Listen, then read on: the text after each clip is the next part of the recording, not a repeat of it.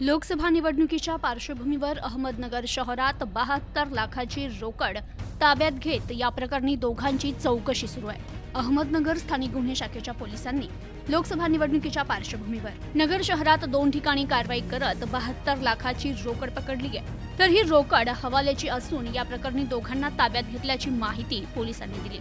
लोकसभा निवडणुकीची आचारसंहिता लागू झाली असून पोलीस दलाकडून अंमली पदार्थ, मोठी रोकड, अवैध मद्य उत्पादन आणि वाहतूक, अग्निशस्त्र यावर विशेष लक्ष ठेवले जात आहे। पोलीस अधीक्षक राकेश ओला यांनी एलसीबी सह स्थानिक पोलिसांना नाकाबंदी, गस्त वाढवण्याचे आदेश दिलेत। लोकसभा निवडणुकीच्या पार्श्वभूमीवर हवाला माध्यमातून पैसे घेण्याची शक्यता वर्तवली जाते आणि या पैशाचा गैरवापर होण्याची देखील शक्यता असल्याने पोलीस दल अलर्ट झाले। हवाल्याचा धंदा सुरू असलेल्या कार्यालयात मोठी रोकड असल्याची गोपनीय माहिती एलसीबीच्या पोलीस पथकाला मिळाली होती।